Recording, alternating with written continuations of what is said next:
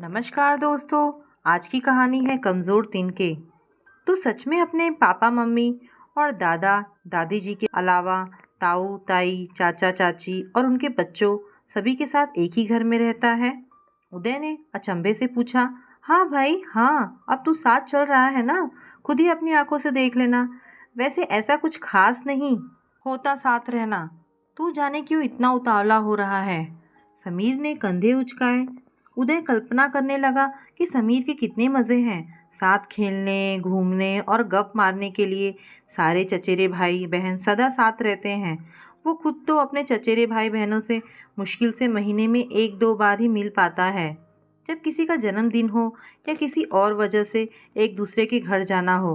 कितना मज़ा आता है तब। सब बड़े भी उसे कितना प्यार करते हैं।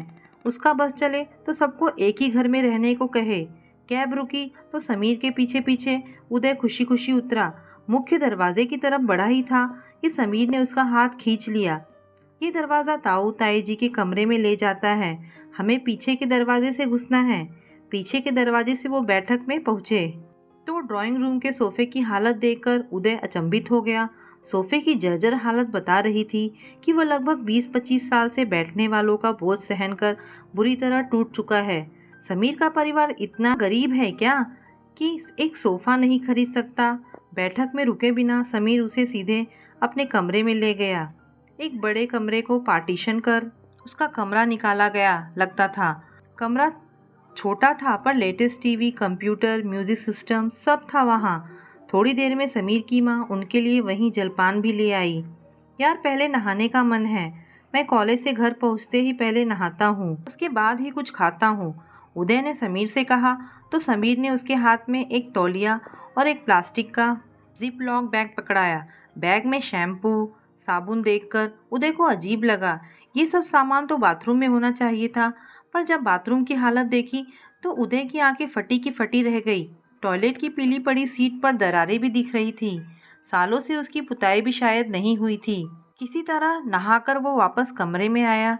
समीर बुरा ना मानो तो एक बात पूछूं, तुम्हारा कमरा तो बेहद सुंदर है, फिर ये बैठक और बाथरूम इतने गंदे से क्यों हैं? यार कमरा तो हमारा है ना, सो हम इसे ठीक ठाक रखते हैं।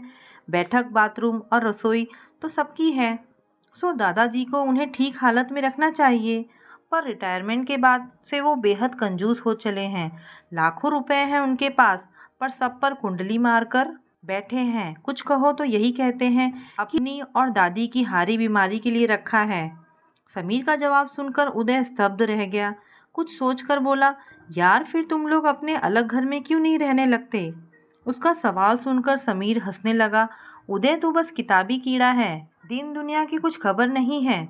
इस कोठी की कीमत आज 40 करोड़ है। हम ये छोड़कर चले गए और कल को प्रॉपर्टी ताऊ चाचा ने मिलकर हड़प ली तो? फिर थोड़ा फुसफुसाते हुए बोला, दादा दादी तो अब बेहद बूढ़े हो चले हैं, बस कुछ और साल जिएंगे। बस उनके बाद इस कोठी को बेचकर सब में पैसे बढ़ जाएंगे। फिर तो पापा मम्मी और मैं किसी बढ़िया से 4 शयन कक्ष वाले फ्लैट में शिफ्ट हो जाएंगे। फिर देखना मेरा बाथरूम जकुजी भी लगवाऊंगा।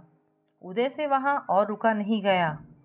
वापस निकलते हुए उसकी नज़र बैठक के सोफे पर धंसे हुए समीर के दादा दादी पर पड़ी। 2 कमज़ोर तिनके, जल्द ही वो टूट जाएंगे।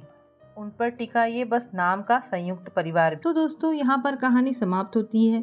आपको ये कहानी कैसी लगी मुझे कमेंट करके अवश्य बताएं। धन्यवाद दोस्तों।